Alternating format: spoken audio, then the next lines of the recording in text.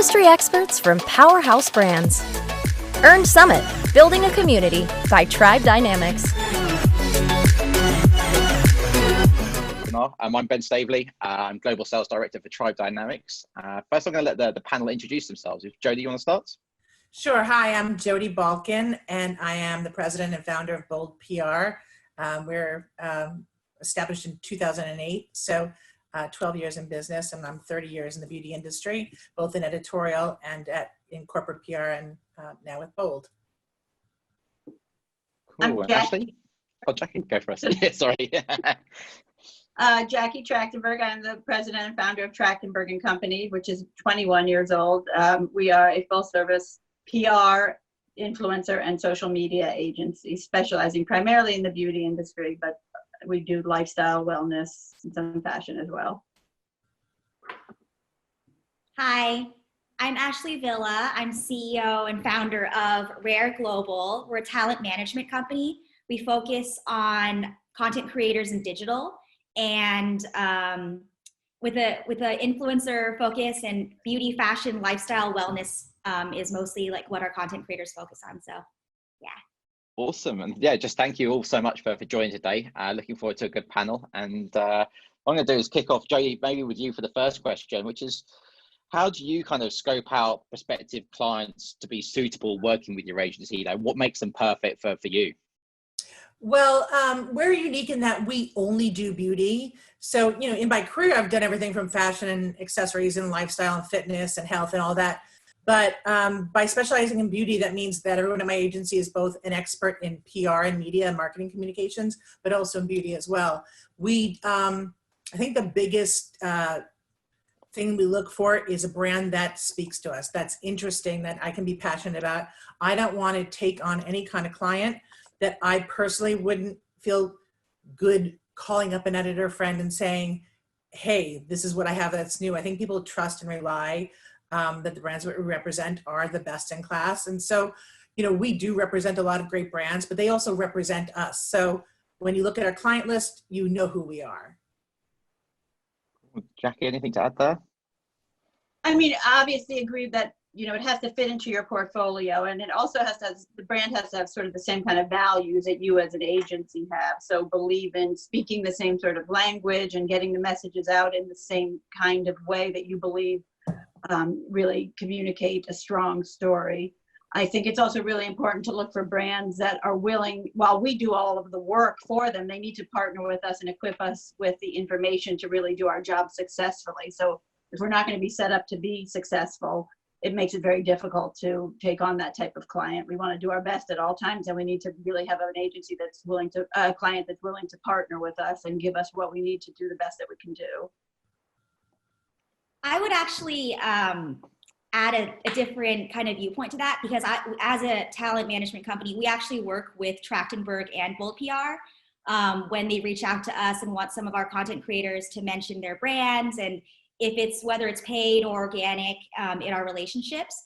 And I actually know how important it is when, you know, Jodi and Jacquie's employees call us and ask us to do things for them.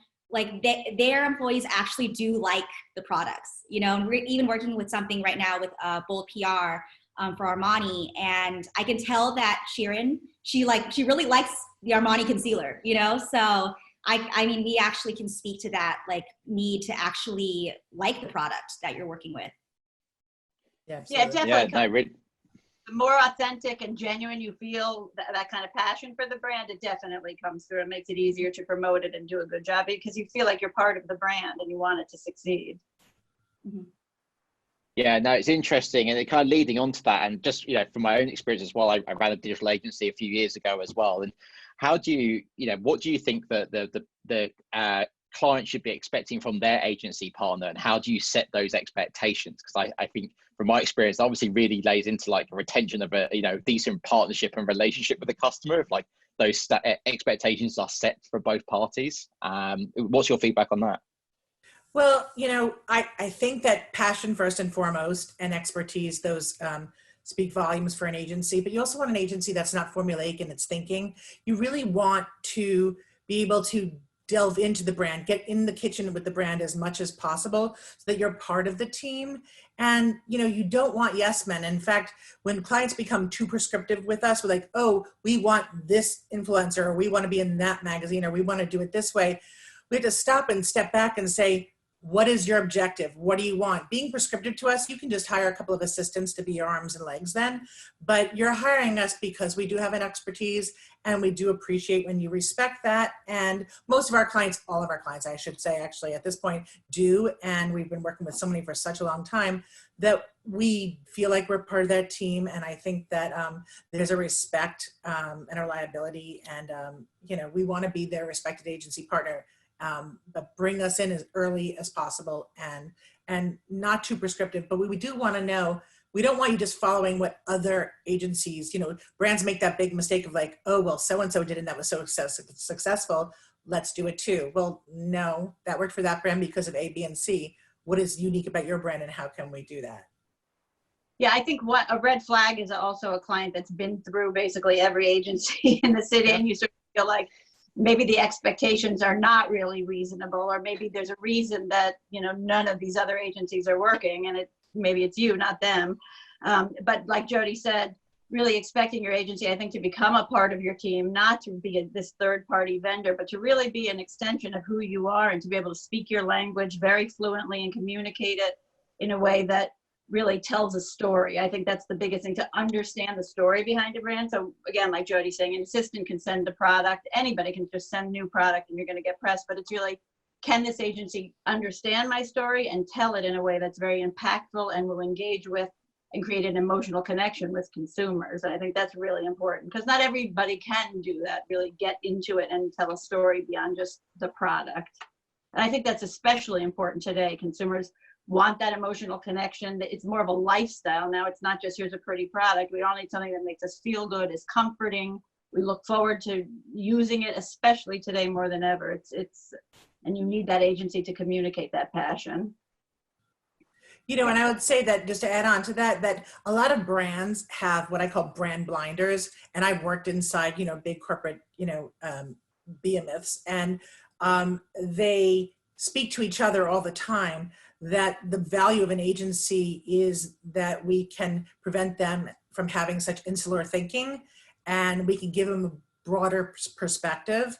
We know what's working right now. We have that ability to, cull through the different tactics and whatnot, but really an outside voice really does help with big corporations who are sometimes like, oh, you'll see a moment where everybody's using the same influencer. Okay, well, that influencer can't be right for every single brand, and we love her or him and they're great, but it's not one size fits all. And speaking from, the talent management representation side, where we actually do work direct with brands and with third parties, it's really great to work directly with brands, because there's no what we call the middleman, like a PR agency to kind of be actually like the quarterback to the conversation. But I do have to. What was that? You don't want us to be there? I wasn't finished yet, because the interesting thing is, we actually truly enjoy working with the third-party agencies quite often, because then you do get that middle person who can explain to the brand why the content creator wants to make this particular video, why this campaign does make sense. And I do have to say that a lot of times the representatives who are within the brand, it's hard for them to see outside of like their extreme like blinders they have like inside that brand. So when we do have someone at an agency where we can have that like honest conversation, they can go back to their client and have a different honest conversation, but still kind of get us all what we need. It does make things sometimes a lot easier. So yeah, it can temper the client's expectations. I think it makes it much more, they have realistic hopes and goals for what can actually happen and what we should be looking for. And even educate around like what's happening in digital, because, something new is happening. We have lots of other clients, and we want to make sure that you understand that maybe this isn't the best action. And as, an outside perspective, you can tell the brand that. And like as, an agent or a manager or an attorney to the client, it's harder to tell the brand your opinion because clearly you're already on the other side, you know? So. Right. Yeah, I think it's interesting. The next question, I think you kind of just answered it. You might have something to add, but it was a question around, when does a brand consider doing, implementing work, hiring an agency from doing it in-house, or do they take it external? And I think obviously expertise and an outside voice and view on things is definitely a value. And what else would you consider a reason why people should, debate between the two? I mean, I think a lot of times clients do feel like when they have somebody in-house, that person is dedicated to them 24/7. If they go to an agency, then perhaps are conflicting clients and there's competitors, and do they want that? But the truth is, because we have this pool of great clients, we know what's going on in the industry, we know what other people are doing and what works, what doesn't.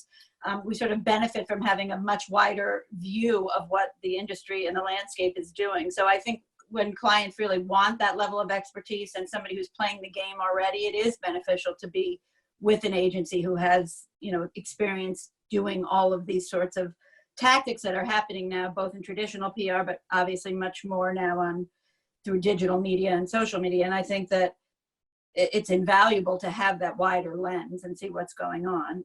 Yeah, and to add to that, just from a business standpoint, it's much more cost effective and efficient to have an agency. And the efficiency comes in, people can't, at bigger brands, headcount is an issue for them. Well, for the price of one, let's say, director at a company, you can have a team of 4 at Jackie's agency or at my agency. And it's always remarkable to me. I love when we get a client that is an established brand that's never had an agency before, because the second we come in, we always exceed expectations there, because it's just a matter of more people equals more work being done. So you're not just restricted to just doing influencers or just doing national media. You can get, more, detailed in doing local outreach, and, you just have more arms and legs and more minds working on a brand. And so for that way, it's always successful. So the answer, when should somebody bring on an agency? It's now, and it's not about like that we're agencies and we want your business. We want your business if you're right for us and if we love you, but everybody can benefit, and it really is cost effective. We're not giving it away. And even in these hard times, we're not giving it away, but in the big picture, I think it really works well. It's also a level of credibility. So it's sort of difficult to call continually on behalf of your own brand and speak about and sort of tout your own brilliance. But when you're with an agency that represents great brands, and that agency has the trust and confidence of the media, they listen to you and they pick up your calls and they take your emails and they're interested in what you're doing. And it makes it much easier to get that into the people that need to cover you and talk about you. I also think what I've been seeing from a lot of successful brands who have been able to navigate the digital influencer, marketplace really well, is having 1 or 2 brand reps. And then inevitably, they're always going to want to throw an event. They're always going to want to do some more extensive PR, event or they're going to want to do something different and extra, and they're going to have to hire a PR agency anyway. So whether it's having someone full-time to kind of manage day-to-day, or whether I'm seeing, hiring an agency, there will most inevitably be a time when an agency type representative is going to have to be hired. So, I mean, even all the brands, I think, who do have that in-house rep, they always have some other third party who will eventually reach out. Usually it's to do some kind of campaign where they want to have a wider net to lots of different types of talent that they want to reach, or some big event. So end of the day, you're going to be stuck with someone like Jodi or Jacquie, seems like. One of the things I want to add to that is that the landscape is evolving so quickly. I mean, it's like day to day now, there are new ways to reach out and new ways to talk to people. And I think that as an agency, again, we have our fingers in so many different pies with the clients, I think it's, we have that level of understanding how it's changing and being able to keep the clients abreast of what needs to be done, and how the best way, what we were doing yesterday might not be as effective as it would again tomorrow. So we have to be able to, I think that's some sort of insight that an agency can give a client. And one more thing is, I wouldn't want to negate the value of having an internal PR person, because we have, and I know Jackie's the same, that we have a lot of different client models. Some of our clients have teams inside and us as well. Some of them have nobody inside, which is much more challenging, even though it gives us more free reign. But it works the best when there is a mind and a point person inside that can help to relay the message, be there the day to day. So really the most successful PR, I think, is in-house in conjunction with agency. Fantastic. And I guess it'd be an interesting question, probably specifically more for Ashley, but obviously Jackie, Jay probably have some feedback on this as well. But looking at kind of a different kind of partnership, I want to talk from like the talent side of things. How do you go about kind of gaining trust and loyalty from influencers or talent that you work with in your firm? So this question is about how we as a management company work with our own clients? Or is it about how our clients get their audience? So specifically about how you as an agency work with talent directly. How do you build trust in that you're the right firm for them to work with? Got it. Well, we actually don't have that many clients. So as a talent management company, we have about 12 clients. So we're constantly in communication with our clients. But I think that it initially starts for us when we work with our each and every one of our clients, as to think of them each as their own individual brands themselves.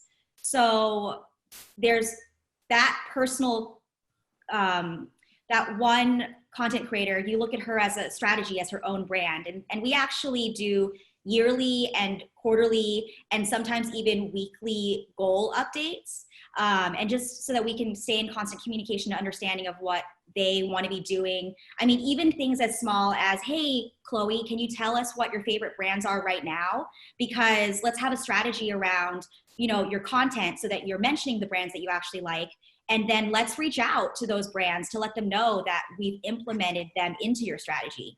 And with that being said, you can keep them constantly kind of moving towards not only the brand relationships that they want to have, but also keeping their content truly authentic and genuine to their audience. Because again, it was made so that she actually liked those products, and then we went about and strategized around it.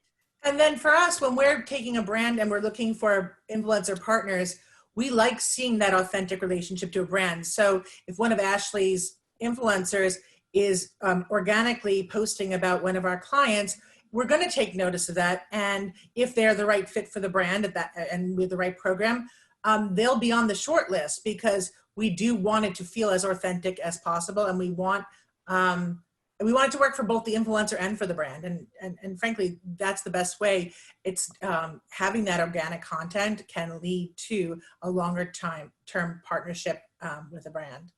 Yeah, and sometimes it's not that we're seeing the influencer already talking about our brands, but if their personality comes through as being brand right, and that they have the same values and personality as the brand, we often come to you guys, Ashley, your team, to say this person seems like it would fit into the brand DNA and really could be a great ambassador. And I think it's that authenticity and that it feels very real that this person could really speak to the brand. And it used to be, I think, agencies and clients alike used to feel like the most important thing was the most followers and the macro influencers. And we're seeing increasingly that it's the micro influencers who speak to a very concentrated group of people who are the right people are much more effective for the brands, because they really, the genuine love and passion for the brand and how it really truly fits into their lifestyle feels so much more real. It's not like a paid advertisement, even though they have to make it clear that it is an ad. It just feels much more authentic, and that consumers are smart enough today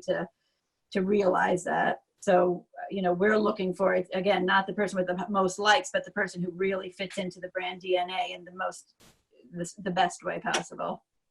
I have a couple things to say about what Jackie's just said, because, for example, there's no world anymore where brands can just reach out to any of our clients and say, here's this money, can you promote this? If she didn't like it, if she didn't know about it. So when it is true, when we're reached out by a reputable, PR company, and someone on the team says, hey, this is a cool brand, have her give it a shot. we're much more inclined to do so. And then, yeah, you get that authentic, user in one of our clients, but I also think to what Jacquie said about, not only working with, maybe the biggest, with the biggest numbers anymore, what I really think that I want to hone in on in that part is the engagement. Because it's true, like some of the YouTubers in the world might have 25 million, but really their engagement is extremely low, Most of their subscribers are no longer even tuned in. It's just a number because they clicked it, 10 years ago to subscribe. And so I do think that in addition to those micro communities that a lot of brands I know are really trying to engage, it's also finding like any size content creator who still has that engagement with their community, which really stems on whether they even have a community. Like, are the people following them a part of their community? So lots of different ways, but I do think that engagement is the most important measurement. Yeah, totally agree. And we're definitely seeing that transition and focus on that micro-influencer community from all the data we have for Tribe. Well, it definitely seems to be where all the results are that brands are seeing. Obviously, based on the summit being totally virtual this year, we're not living in the same world we were living in a few months ago.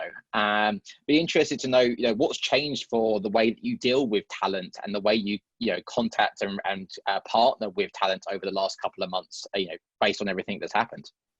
Well, for us, some of the biggest influencers that we work with across all of our brands are the makeup artists and hairdresser influencers, whether they're brand ambassadors for a specific brand or they're just influencers that they tap into on a regular basis. There's no red carpet anymore. There's no beauty breakdowns anymore. So we're finding different ways to work with them.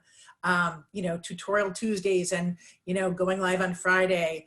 A lot of our brands are doing that. And everything that we're doing right now is finding ways to transition in real life experiences to that digital experience. And, thank God, Instagram stories are the new PAs.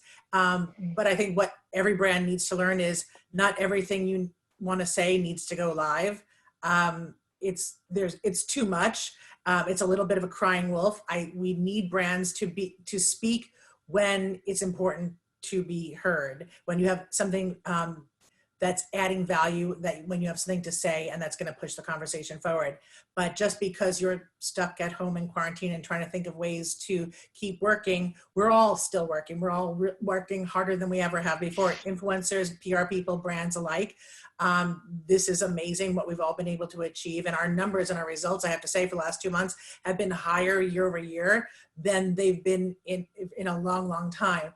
But you have to be choiceful in the times that you're putting your brand. If you wouldn't have done it in January or February or whenever you want to say the virus came here, if you wouldn't have done it pre-COVID, then rethink going live every other minute post-COVID or during COVID.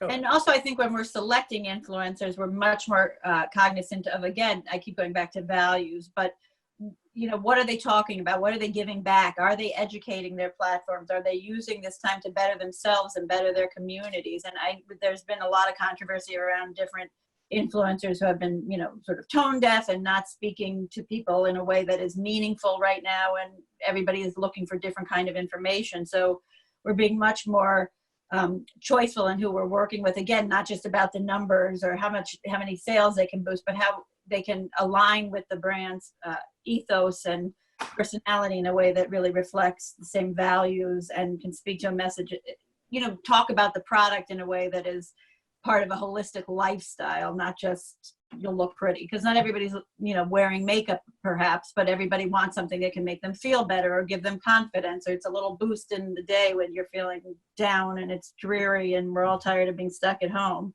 So we're really trying to find influencers that can kind of help people feel better, and while that should be aspirational, you don't want to feel like, oh, I'll never look like that and I can never do that. It's like nobody needs that level right now. Well, but the truth is that, like, for us, that we always say that the power is in the pivot when it comes to PR, and this is the most pivotal time. Pivot is the word of the quarantine. It's better than disruptive, at least. We're trying to figure out how to pivot and make our dollars, our brand's dollars, work better for them. But what better time than quarantine to look at what the influencers are doing and experiment at home and try some new hair colors, try some new makeup looks. Like, this is your time. No one's going to see you unless you're, on Yeah, Zoom. and they want people. We want to align with people that you can really relate to. So, like, oh my God, that's just like me. I could do that at home. Not this person in a mansion and is absolutely magnificent, and of course her hair looks good. You know what I mean? That kind of thing. I watched Serena Williams this morning doing a makeup tutorial, and it was so much fun because she was, she was very open about the fact that she's not great at it. She was like, I don't have Rennie, I don't have Pat McGrath, but here's what I can do. And her daughter's running in and adorable. But and it made me think that's what I want. I want Serena Williams for all my campaigns now. I just to come over and hang out.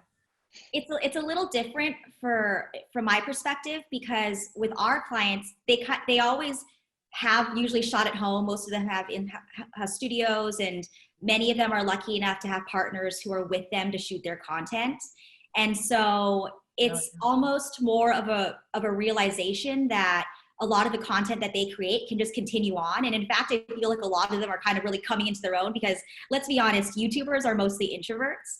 It's a special type of person who wants to sit in front of the camera for hours a day talking to themselves, So they're kind of like thriving right now and really enjoying making the content. But I do have to say that we really have had conversations with each of our clients to let them know that you still need to be aware of what's happening in the world. And at this point now, it's a responsibility to not be what Jacquie said, to be tone deaf. We're really lucky because we get to work from home, but a lot of people in the world are losing their jobs. And with that being said, they're now looking to a lot of our content creators to inspire, be aspirational, like get them through the day, so kind of making the content that they've always made, but with that slight tweak of, making sure that you're still being understanding of what's happening, and then tweaking it to like what's, useful. So yeah, that 1 hour Instagram live, doing your nails might be more interesting now than it was before, because now you can do your nails at home. I can't show my nails right now because they're not the way that they usually look. But it is true. And you have to be also balanced, not being tone deaf and realizing where we are in the world, with also that everybody needs some sort of a respite in the day to feel good. And it's a little pick me up, and we do still want our nails to look good. But it's just about balancing it and making it real and doable and fun, and not just, it can't be heavy all the time, but it just can't be so frou-frou. Right. We're talking a lot about balancing the reality of where we are right now with the idea of where we want to be. And, because I don't want to lose the optimism I've had since the beginning of this, even though it's just getting darker and darker each day. But we're working with our clients to, at first I'll say in March, it's like, let's just get past this rough patch and then it'll all be good again. And it turns out it's not getting there the way we thought. And nobody knows what's on the other side. So we're trying to build a bridge to better right now. And we don't know how long that bridge is going to have to be. But we're using all the assets. And I think that influencers are such a huge part of it right now. And I know that some of them are frustrated, probably because budgets are being cut all across the board, budgets for PR, budgets for influencers, and we're adjusting our asks so that we're not taking advantage. But I also think, I will say, with influencers and across the board, how we treat people now when times are bad is more important than how we treat people before that. And that's what shows who you are. And so we want to support, we want to make sure people are getting paid and for the work that they're doing. And so it's really important for us to really have the eye on the recovery and wherever that may be. And we just don't know where the goal line is, but we're working towards it. And on the flip side, just to respond to what Jodi said quickly, as the actual content creators ourselves, we have actually reached out to a lot of those brands as well, who we know are having 50% less sales, and have let them know, we've been partners with you forever. We value your relationship, and so we will do content for you, maybe even outside of a paid budget, just because we also want to let the brands know that it's a partnership and we want to support as well. So we've been doing that too, and completely agree with like what both of you are saying about the support from both sides, Yeah, I'm Yeah. finding that a lot of influencers are more apt to work with us at a less expensive rate, or even people that we have great relationships helping us post things at not for a charge, just because it's getting a good message out there, or it's helping the public, that sort of thing. So everybody's kind of really in it together. Yeah, I think that consideration of obviously the environment that we're in, but also your own personal situation. You know, you could be far more lucky than some other people, and Exactly. you know, celebrities like Ellen DeGeneres learned the hard way that, you know, calling her mansion in LA like a prison was not the best thing she could have done at the beginning of all this. So yeah, I think people have definitely adapted and learned over time. And talking about obviously that messaging. It's interesting. I was part of a fashion panel that was a couple of hours before this, and you know, before the actual panel started, all the brands were talking to us about, like, when can we start talking about selling stuff again? You know, we're obviously kind of worried about the situation we're in, but you know, we do need to sell. What's your kind of messaging or recommendation to clients at the moment about, you know, how brands can kind of come across as becoming more proactive, but without being opportunistic of the situation? Yeah, I think it's the same as with the influencers. I mean, obviously, at the end of the day, these businesses need to be successful and to exist also for them and for the economy as a whole. So everybody has to be aware of the fact that these businesses, it's not wrong to want to be able to keep the business going after this. But again, you just have to do it in a way that is thoughtful and not tone deaf, and kind of just is on point with the way you're talking to people. So it's not wrong, and people want it. People, again, they're wanting to feel good, they're wanting to take baths, they're wanting to put makeup on just to feel lifted during the day. But you just have to speak to them in a way that is not, you have to be very careful that you're not sort of using the situation to be opportunistic and sell product, but to be aware of the fact that we are in this situation. It sucks for all of us, but here we are, and this is how our business can help you. Our products can help you during this time.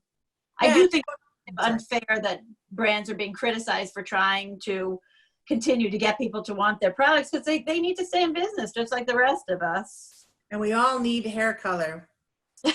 Yeah. And I've been online and I've been buying. You know, it's interesting though. Tone deaf is the other pivot. It's the other word right now, and it's really important. And there's no better way to say it. You can still promote products, and you can still, you know, but if you're talking about something that like a $300 cream, you have to be a little bit mindful that there's, you know, 30 million people out of work and 82,000 Americans dead, and maybe that $300 cream isn't the message that we're going to put forward right now, but there's still an audience for it. And you know, in bad economic times, it always was the lipstick index, and lipstick still sold. But the truth is that, you know, makeup and color has been going down now for the last couple of years, and skincare is what's rising. And I wish I had taken more things from the office. I didn't know on March 13th that would be my last day in the city, and I have nothing here. And it's kind of sad, but you know, I have been buying. I am a consumer because, you know, as you said, Jackie, like, it's still a self-care moment. And if there ever was a self-care moment, it's now.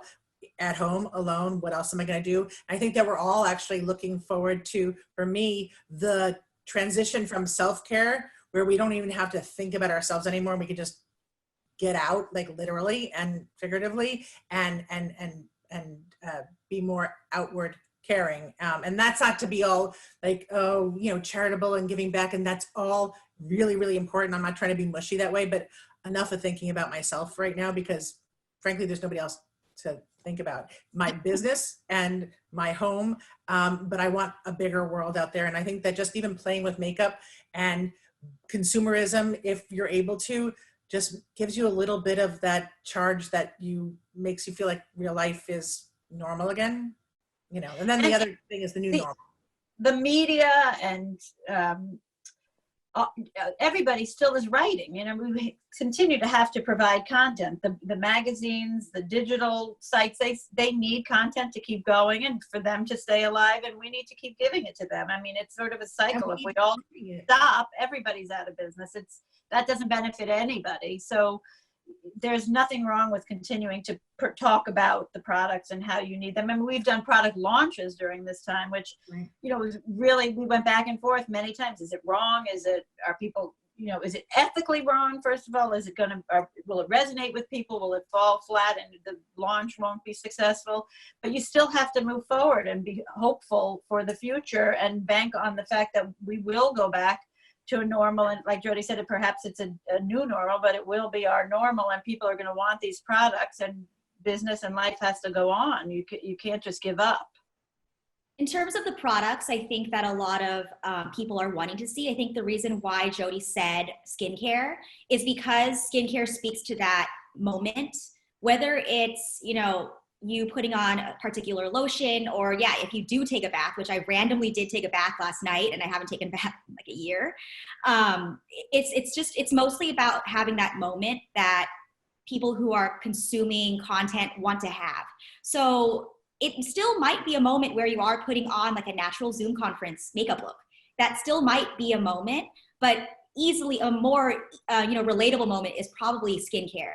And I do actually have a comment in response to what Jodi said about, maybe that $300 cream might not be applicable. But I also kind of think that it depends on your audience. Because for a lot of our clients, their audience still wants to hear about the $300 cream. Absolutely. You have to curate the list that you're talking to in a different way. Exactly. Be aware of the audience, right? Be really aware of your audience. And if they're still interested in that and they still aspire to see that content, it's okay. Maybe don't start talking about the $300 cream if your audience is more used to beauty on a budget kind of stuff. Yeah. But, I do think that all types of products can still succeed, maybe some less than others. Like probably not buying a lot of red lipstick right now. Maybe you're buying more mascara or eyeliner. We are wearing face masks. So just being generally aware of these minute details that maybe in the past we just weren't paying that much attention to. When it comes to the $300 cream, I think the key is still talk about it, still promote it. People do care, and we're all, consumers as much as we are PR people, and we're all readers, and we want this information, but talk about it in a way that acknowledges where you're at in the world. And it goes back to the don't be tone deaf. If it's a lavish product, whether it's beauty or fashion or whatnot, you have to acknowledge where you are in the world. And you never had to do that before, but I think you have to always give that caveat now, and this is why I'm talking about this, because nothing else has helped my skin, but this is the one thing that's changed my life. And I feel that way about an Armani Cremonera or a Biossance or whatnot. I feel that way about those products. And so I'm going to tell you why it's made my day better. Mm-hmm, exactly. Made my day better. I like that. Yeah. I was just on talking about, people that have done it well and people that haven't. Do you have any particular great kind of brand examples that you've seen, maybe, within your client roster or even outside that, you'd like to raise and tell about the audience? I mean, I have one example of a line that we were launching, and I think this goes back to the whole idea of authentic and genuine. I think certain brands are more able to talk about being good and giving back in an authentic way than other brands, just because it's part of their DNA. So for example, we launched a line called My Curé it's owned by Cow, and it's a Japanese line, and the whole ethos of the line is about giving back to society and ourselves and the world around us. And so we had created these beautiful, because it's a Japanese line and we're continually trying to talk to sort of infuse the culture of Japan into the product line, we had created these beautiful furoshiki gift wraps, and those are like scarves almost that the Japanese use, and they can be repurposed again and again. So it's eco-conscious. But when this happened, we decided to take those furoshikis that we had made for the PR purposes and turn them all, and they were beautiful, absolutely gorgeous fabric. We turned them all into face masks, and it made sense because this is a brand that really does care about giving back and helping society. So it didn't feel fake, and it didn't feel like we were leveraging what's going on in the world to be opportunistic. It felt very real, and the response was huge. People just felt an emotional connection to the brand from the get-go. And again, it's a brand that nobody had ever heard of before this, and we had to launch it with a virtual event, which was tricky, and it's just not the same kind of connection.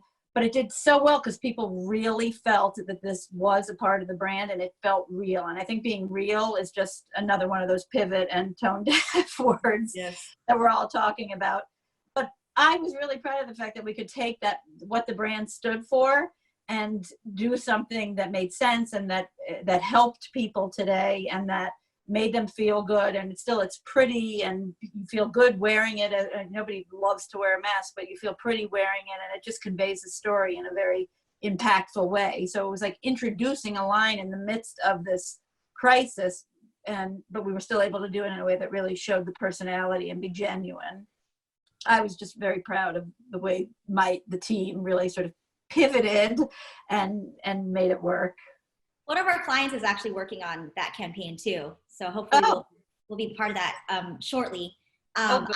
I've really been enjoying what some of our clients have been doing, just taking on their own personal, way to make money. We actually had an LA food bank, drive, like a virtual drive, where our clients just mentioned in their content to donate. And it really hit home because all of our clients are in LA, and a lot of families don't even have money to buy food, So just being able to raise money in that way, it's different because a lot of our clients have their own, they can say whatever they want, they can put something out right away. So it's really easy for them to give back in that way. And then some of our other clients have just been doing their own, fundraisers. Like one of our clients, she's from Australia, so she's trying to raise money for her family there, and especially with the fires. And so I'm really proud of just the philanthropic importance that a lot of our clients have put on themselves, and it's almost like they bear a burden, but they're actually also doing the things that they need to do to help other people. Yeah, for us, the one that stands out to me, right, the Honest Company and Honest Beauty, Jessica Alba's brand, We're Honestly Thankful campaign was beautiful. But, I don't even want to, what this all makes me think of, so many of our brands are trying to do the right thing, giving back. Some can do it in a small way, bigger brands can do it in a bigger way. And I really appreciate everybody's effort and mind towards this. The one thing I do want to say is that I think everything that we're doing right now is through this lens of, it is altruistic and we're trying to do the right things, but then there's sites like Estee Laundry who wants to call out people for doing things for the wrong reasons or not doing the right thing the right way. Oh, if you buy one of these, we'll donate one of those. And it's a nice idea.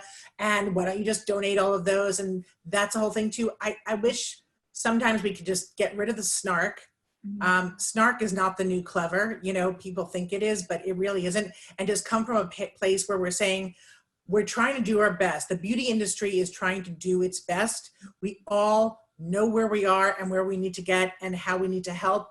And every effort needs to be applauded and not put under a microscope. Because if you know the intention, that should be enough. And I'm not talking about other things like, how you're treating employees during COVID and whatnot. That's a totally different thing.